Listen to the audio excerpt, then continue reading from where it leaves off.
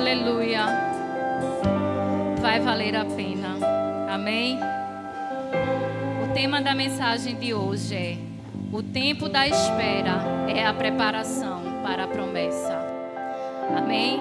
Vamos abrir nossas Bíblias em 2 Samuel, o capítulo 2, do versículo 1 até o versículo 11. 2 Samuel 2, o versículo 1 e o versículo 11. Podem se sentar se quiserem. Amém? E diz o seguinte: depois disto, Davi consultou o Senhor, dizendo: devo ir para alguma das cidades de Judá?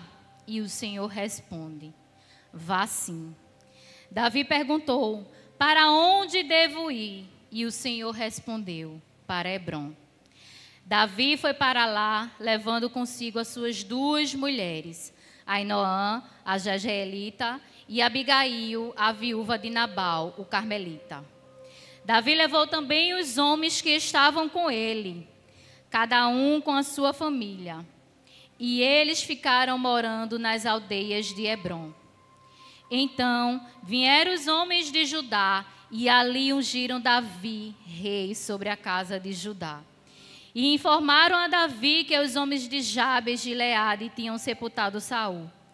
Então Davi enviou mensageiros aos homens de Jabes de Gileade para dizer-lhes: benditos do Senhor sejam vocês por este ato de bondade para com o seu senhor, para com Saul, pois vocês o sepultaram. E agora que o Senhor use de misericórdia e fidelidade para com vocês, e eu também os tratarei bem por causa do que vocês fizeram.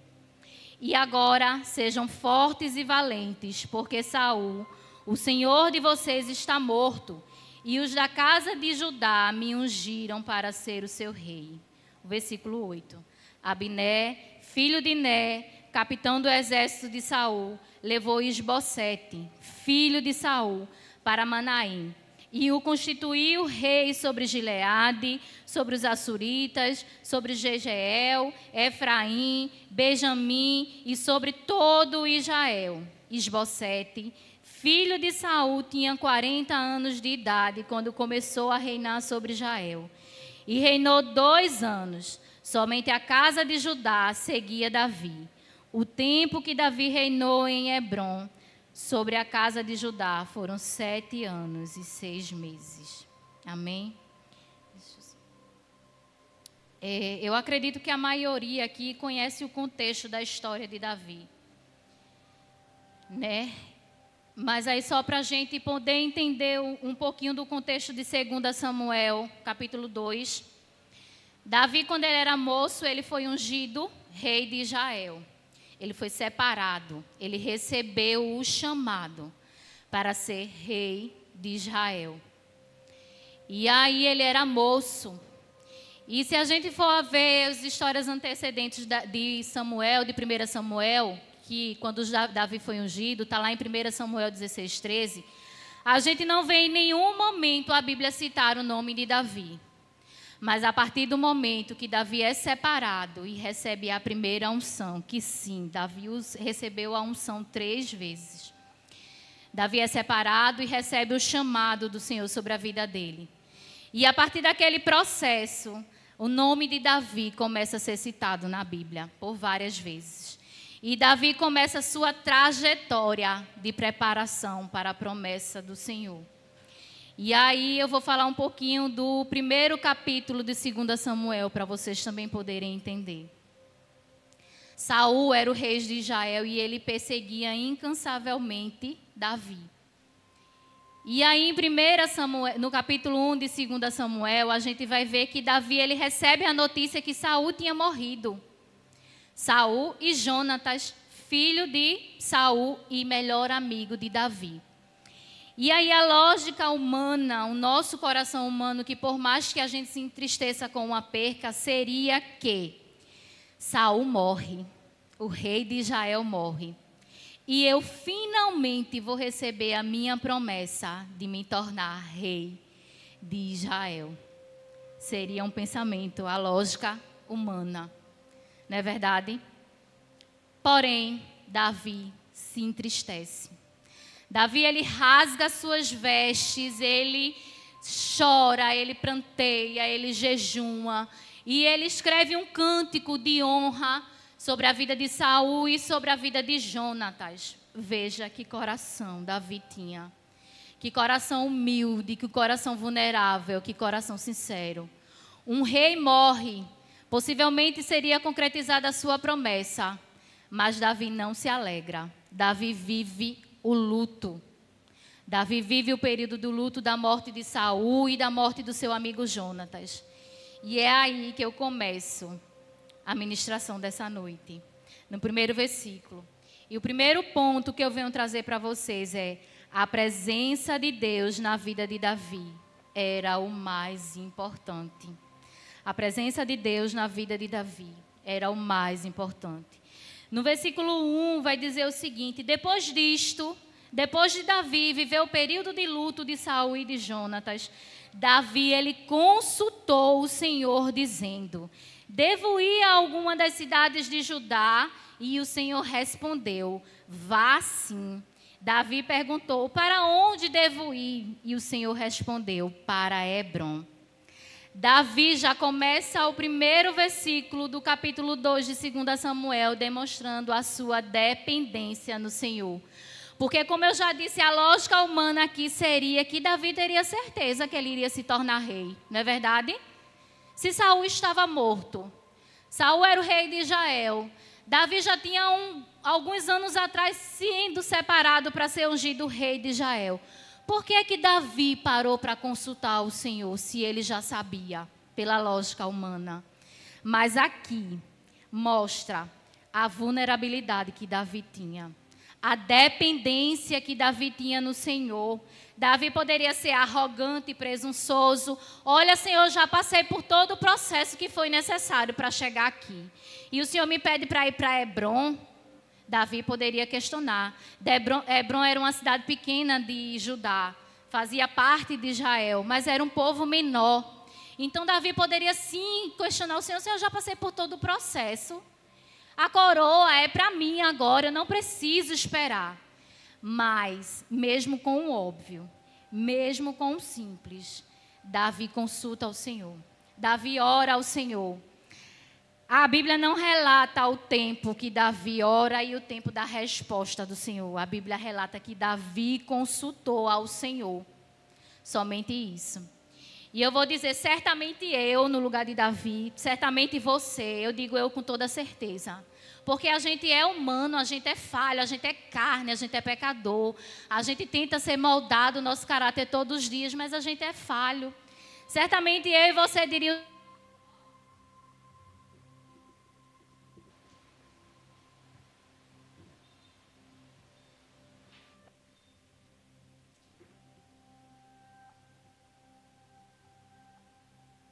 amém. Certamente eu e você diria o seguinte: ó Jesus, Saul morreu, agora é minha vez de ser rei, não é verdade? Fazia aquela oração rasa, rápida: segura minha mão aqui, viu, Jesus, que eu estou indo. Me dê força, me dê sabedoria, mas eu estou indo. A oração, ela tem que vir com ação, mas tem oração que é necessário a gente esperar o tempo da resposta do Senhor. Amém? E aqui a gente vê Davi parando para consultar o Senhor. A gente vê Davi parando para buscar a presença do Senhor e ouvir. Davi aqui está demonstrando relacionamento, mas não é qualquer relacionamento não. Porque eu posso ter um relacionamento com uma pessoa, uma conversa, um coleguismo, mas relacionamento de intimidade é diferente. Davi aqui, ele demonstra relacionamento de intimidade, relacionamento íntimo. Dependência, até no simples. Dependência no simples não é fácil, não. Davi aqui entendeu que o simples e o óbvio a se fazer precisava ser direcionado pelo Senhor. Davi aqui, ele não deu um passo adiante sem que a presença do Senhor fosse com ele. Me lembrou muito quando eu estava escrevendo, eu gosto muito de escrever, vou logo dizer a vocês que tem 5 folhas aqui, mas eu falo muito também, amém? E aí, Me lembra muito de Moisés, lá em Êxodo 33:15, que Moisés disse: olha, Senhor, se a tua presença não for comigo, não me faça sair deste lugar. O que era suficiente na vida de Davi não era a coroa que Davi iria herdar, era a presença do Senhor na vida dele. Davi sabia quem ele era no Senhor e ele não questionou nada ao Senhor sobre o seu reinado. Ele só obedeceu. Ele sabia que o tempo iria chegar. Mas ele entendia que para o cumprimento da promessa era necessário o tempo de espera. E o tempo da espera é o tempo da dependência. É o tempo quando a gente entende: ó Senhor, eu estou esperando em Ti, mas eu estou debaixo da Tua dependência. Olha, Senhor, eu estou esperando em Ti, mas eu estou debaixo da Tua obediência. E eu fico imaginando como nós, como eu, como você, muitas das vezes somos imaturos. Sim, isso é verdade, não é verdade? Sabe, uma criança birrenta, eu uma vez compartilhei com o Arthur que minha irmã, quando era mais nova, ela tinha esse costume de emperrar no chão, sabe, as pernas, e de não querer sair no canto quando ela era contrariada e quando ela recebia um não. E muitas vezes a gente é assim quando a gente recebe um simples não do Senhor. Não é verdade? Um simples não do Senhor, a gente já fica de bico. Não é verdade? Feito menino, questionando, murmurando. Por quê? Porque é para esperar mais. Ah, Senhor, mas eu já passei por isso. Ah, Senhor, mas eu já passei por essa fase. Eu não aguento mais esperar. Davi, em momento nenhum, ele murmura. Davi vive debaixo da dependência do Senhor. E vivemos sim, amados, numa época de tudo é muito rápido. A gente reclama das crianças, que as crianças hoje em dia querem tudo muito rápido, mas a gente também. Ninguém aqui gosta de esperar uma fila. Confesso a vocês que tem dia, e dou graças a Deus, porque Arthurzinho, meu filho mais velho, já vai na padaria comprar pão. Mas ao processo, eu tenho que descer a escada, caminhar a rua de casa, chegar na padaria, enfrentar a fila do balcão para comprar o pão. E se eu quiser queijo, eu tenho que enfrentar a fila do queijo. Depois eu tenho que voltar, enfrentar a fila para pagar. E às vezes, quando o Arthurzinho vai, eu digo: filho, por que tu demorou? Não, porque estava cheio. Mas a gente é assim, a gente quer tudo para o já, muito rápido. Mas veja, teve um processo até para comprar o pão. Tem processo até para o pão ficar pronto. Quanto mais para se comprar um pão. E eu confesso para vocês uma coisa que eu tenho aprendido no Senhor verdadeiramente. É que o tempo da espera no Senhor, ele é um tempo doloroso. Mas ele não é tempo de murmuração. O tempo é um tempo de preparo. E o tempo de preparo é o tempo de lançar as sementes. Quando a gente está esperando algo no Senhor, quando a gente está esperando a promessa do Senhor se concretizar nas nossas vidas, é o tempo do preparo. Eu estou me posicionando para a promessa que o Senhor tem para mim. E esse tempo de preparo, enquanto eu estou me preparando, eu estou lançando as sementes em terras. E esse tempo de colheita, esse tempo da árvore crescer e gerar frutos, é um tempo que depende do Senhor. Porque é um tempo que vem do Senhor, não é o do meu tempo, não. Eu vou regar, eu vou plantar, eu vou lançar, eu vou me preparar, mas eu vou esperar no Senhor. Porque a colheita virá no tempo do Senhor. Davi, amados, ele esperou mais ou menos 15 anos para ser ungido de fato rei. Davi, ele demonstra o processo da espera no Senhor, mas ele demonstra que o relacionamento vai muito mais além de uma coroa. A presença de Deus na vida de Davi, ela era suficiente. Quando Davi, ele escreve os Salmos de 51, o Salmo 51, acredito que a maioria que conhece, é um salmo de arrependimento e confissão. Davi peca, Davi adultera. E Davi escreve o Salmo 51, tem lá título, Confissão e Arrependimento de Davi. Mas quando Davi escreve, ele não diz assim: olha, Senhor, me perdoa, não tira de mim a minha coroa. Não. Davi, no versículo 11, ele vai dizer o seguinte: não me lances fora da tua presença. nem me retires o teu espírito, porque Davi entendia que a presença do Senhor na vida dele era suficiente. Amém. Davi claramente, ele está preocupado em viver debaixo da vontade do Senhor. Segundo ponto que eu venho trazer para vocês, Davi, ele não estava sozinho. Versículo 2 e versículo 3, ele vai dizer o seguinte: Davi, versículo 2 e versículo 3, vai dizer o seguinte: Davi foi para lá, levando consigo as suas 2 mulheres, Ainoã, a Jazreelita, e Abigail, a viúva de Nabal, o carmelita. Davi levou também os homens que estavam com ele, cada um com a sua família, e eles ficaram morando na aldeia de Hebrom. Davi não andava sozinho. Davi não estava sozinho em sua caminhada. Davi tinha suas esposas, tinha os seus soldados e tinha as famílias dos seus soldados. O interessante é que, se a gente for analisar, como eu já falei, todos já sabiam da morte de Saul. Todos já sabiam da unção que havia sobre a vida de Davi, que Davi seria rei de Judá. Todos sabiam da promessa que era sobre a vida de Davi. Mas, no versículo 3, lá no finalzinho, eles dizem assim: e eles ficaram morando na aldeia de Hebrom. Não diz que eles questionaram o posicionamento de Davi na presença do Senhor. Não diz que quem foi com Davi comentou: Davi, mas tu não é rei? Tu acha mesmo que Deus está certo nesse posicionamento aí? Pedir para tu ir para Hebrom, uma terra tão pequenininha de Judá, servir lá. Tu não vai ser rei não, Saul já morreu. E agora? Vou contigo não. Isso é blasfêmia. Vou nada.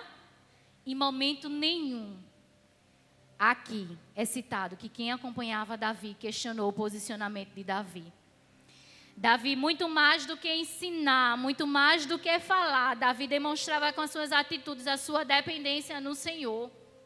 É necessário que as pessoas vejam em nós a nossa dependência no Senhor. É necessário que as pessoas vejam em nós a vulnerabilidade, a intimidade, o relacionamento íntimo que a gente tem com Deus. As pessoas respeitavam a liderança de Davi, não porque Davi só falava, mas porque eles viam a presença de Deus sobre a vida de Davi. Deixa eu te dizer uma coisa, amados. E eu confesso que há muitos anos atrás eu sofri em relação a isso. Hoje não, glória a Deus. Ore. Ore verdadeiramente ao Senhor, se você não tem amizades. Que entende o seu posicionamento diante do Senhor. Que entende quem você é no Senhor. Ore para que o Senhor prepare amigos, pessoas que vão estar alinhados com o propósito que o Senhor colocou sobre a sua vida. Não se distraia com amizades que não entendem a sua dependência e a sua intimidade que você tem no Senhor. Não se distraia, é necessário amigos que nos afia como ferro. É necessário amigos que não as apontam para o céu. É necessário amigos que não estejam alinhados com os mesmos propósitos, com as mesmas visões. Amizades intencionais, direcionadas pelo céu, direcionadas pelo Espírito Santo. E aquilo que a gente ora ao Senhor, Ele nos escuta.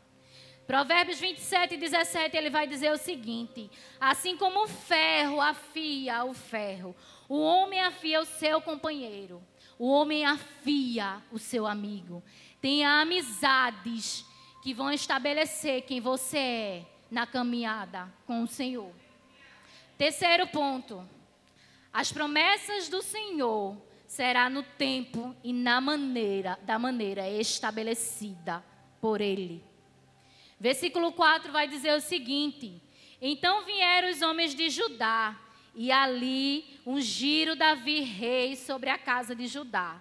E informaram a Davi que os homens de Jabes de Gileade tinham sepultado Davi. Jabes de Gileade era uma cidade israelita. Era uma cidade israelita. Hebrom também era uma cidade israelita, que ficava em Judá. E aqui vemos que Davi, ele é ungido rei de uma cidade menor, sem questionar. Né? Aqui a gente vê que nem sempre o cumprimento da promessa acontece da forma que a gente pensou. Na verdade, o cumprimento da promessa nunca acontece da forma que a gente pensa. O cumprimento da promessa, ela acontece da forma que o Senhor estabeleceu em nossas vidas. Davi confiava no tempo do Senhor e da maneira estabelecida por Ele. E mais uma vez, como eu já falei, a gente não vê Davi murmurar, a gente não vê Davi questionar. A gente só vê Davi servir como um bom servo fiel do Senhor e agir de forma intencional. Davi, no seu período que ele esperava a promessa ser concretizada na sua vida, ele se preparava, mas ele agia de forma intencional. Ele lançava as sementes. No capítulo 5, no versículo 5, versículo 6 e versículo 7 vai dizer o seguinte. Veja a intencionalidade do coração de Davi. Então Davi enviou mensageiros aos homens de Jabes de Gileade para dizer-lhes. Davi não reinava sobre Jabes de Gileade, Davi reinava sobre Hebrom. Mas Davi ali já estava lançando algo na vida daqueles homens. E Davi disse-lhe o seguinte: benditos do Senhor sejam vocês por este ato de bondade para com o seu senhor, para com Saul, pois vocês o sepultaram.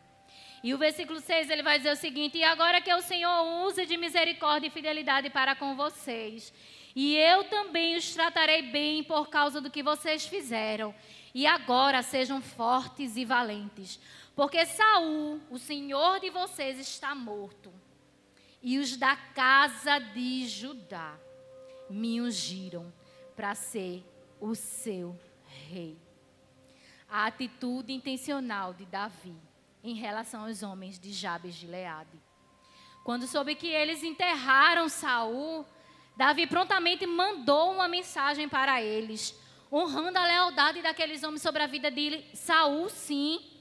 Né? E aqui Davi, ele não demonstra que aqueles homens eram rival dele, que aqueles homens eram inimigo, porque sim, se a gente for ouvir, a gente já conhece a história de Saul. Saul perseguia incansavelmente Davi para a morte, não é verdade?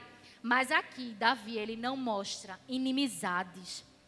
Ele mostra que eles eram irmãos dele. Davi entendia que liderar não era apenas governar, mas ele também trazia palavras do céu, palavras de restauração, palavras de encorajamento, amém. No versículo 7 ele disse: olha, agora sejam fortes e valentes. Eles encorajavam um povo que ele não liderava ainda. O versículo 4 claramente nos ensina a confiar e não menosprezar os pequenos começos que Deus tem colocado em nossas vidas. São os pequenos começos que nos preparam para algo maior. São os pequenos começos que Deus coloca em nossas vidas. Os pequenos começos, o início da espera, apesar de Davi já estar esperando há um certo tempo. Esse pequeno começo, essa espera, o preparo, é o tempo de amadurecimento. A espera nunca é fácil, a espera é difícil. Entender o tempo que o Senhor preparou para nós é difícil. Isaías 41:31 vai dizer o seguinte: mas os que esperam no Senhor renovam as suas forças, sobe como asas, como águia, correm e não se cansam, caminham e não se fadigam. Os que esperam no Senhor renovam as suas forças diariamente, todos os dias. Quarto ponto, discernimento, para entender que nem toda porta aberta vem do Senhor. É muito interessante isso, porque até um tempo atrás eu compartilhava isso com o Arthur, né? Algo pessoal da nossa família. E aí, uma pessoa foi classificada para trabalhar em outro local. E a ideia da pessoa seria o seguinte: Deus abriu a porta, se Deus abriu a porta é para mim, eu vou embora. E eu fico pensando, quando a gente está na dependência do Senhor, mesmo quando a porta se abre, a gente precisa ter amadurecimento para poder entender se a porta é do Senhor ou não. A gente precisa dobrar nossos joelhos, pedir discernimento no Espírito Santo para poder entender. A porta está aberta, mas porque a porta abriu, é necessário ser para mim. É necessário estar debaixo da vontade do Senhor. É por isso que é necessário relacionamento e discernimento para poder entender aquilo que o Senhor tem colocado para nós. No versículo 8 e no versículo 9, vai dizer o seguinte. Deixa eu só abrir aqui. Abner, filho de Ner, capitão do exército de Saul, levou Esbocete, filho de Saul, para Manaim, e o constituiu sobre Gileade, e o constituiu rei sobre Gileade, sobre os Assuritas, sobre Jezreel, Efraim, Benjamim e sobre todos Israel. Amém. Enquanto, no versículo 1, mostra que Davi, ele orava e consultava ao Senhor, o direcionamento do Senhor. O versículo 8 e o versículo 9 vai dizer que Abner, capitão do exército de Saul, por conta própria, que a Bíblia não fala que Deus o direcionou para aquilo, diz por conta própria, pegou Esbocete, filho mais novo de Saul e sobrevivente, que não tinha unção gerada pelo Senhor, e o constitui rei, o constitui um líder estabelecido pela mão de homens. Uma porta aberta, amados, por homens, não é uma porta aberta pelo Senhor. Uma porta aberta por homens, ela gera morte. No decorrer do contexto aqui, que eu não vou entrar nesse contexto, ela diz que esta porta aberta que Abner constituiu Isbosete rei, gerou uma morte e uma guerra sangrenta sobre a vida do povo. Por isso que eu digo, é necessário ter discernimento no Espírito Santo para poder entender se a porta que está aberta é a porta que o Senhor quer que você entre para viver. Isbosete nos ensina que nem toda oportunidade vem de Deus. E como eu já falei, há portas abertas que geram mortes em nossas vidas. E é necessário discernimento, é necessário dependência, é necessário relacionamento de intimidade com o Senhor para poder entender que aquela porta aberta não vem do Senhor. Porque tem determinadas portas abertas que não é o Senhor.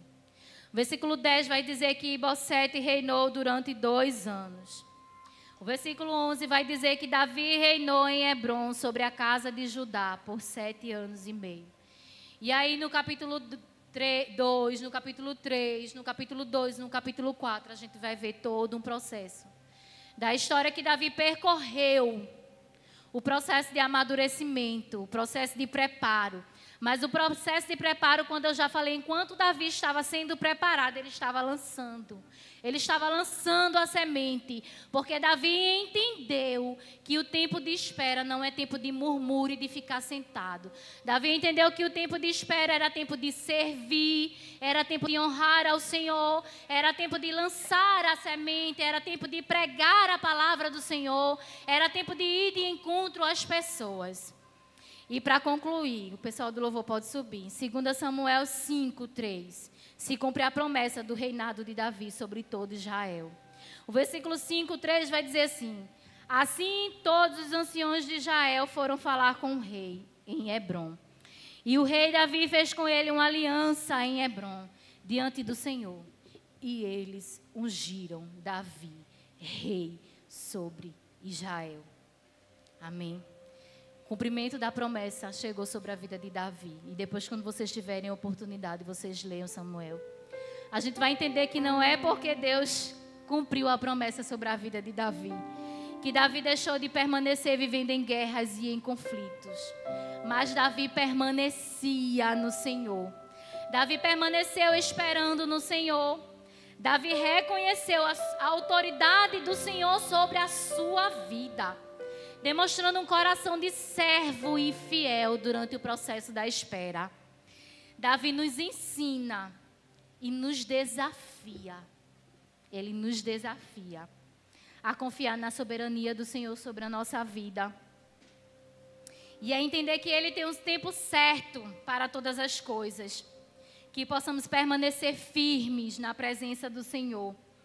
Que possamos entender que esse tempo de espera que o Senhor tem preparado para nós não é um tempo de murmuração, não é um tempo de desgaste emocional, não é um tempo de desgaste físico, não é um tempo de desgaste de eu perder tempo com distrações. É um tempo de eu me preparar e me posicionar para viver a promessa que o Senhor tem para mim.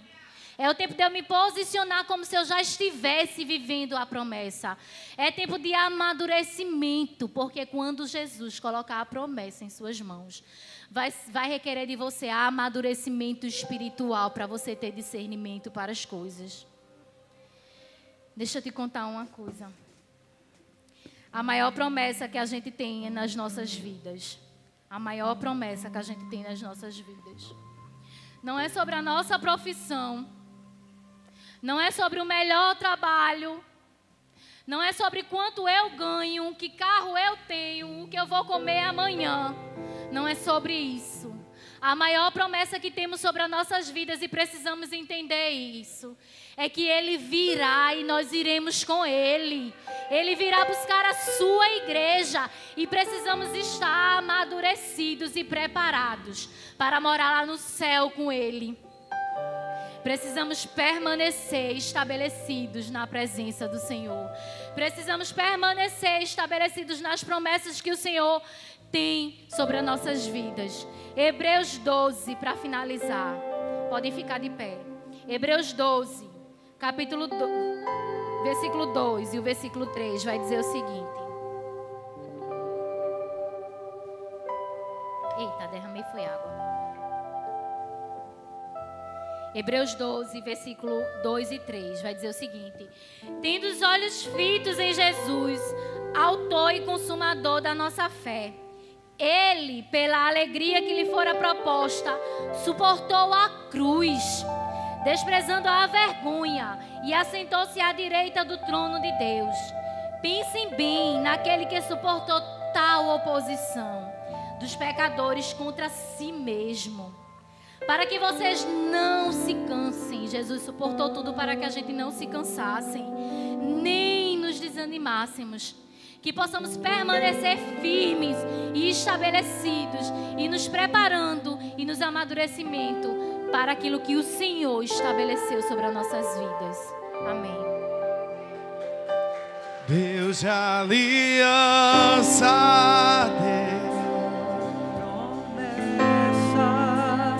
Deus que não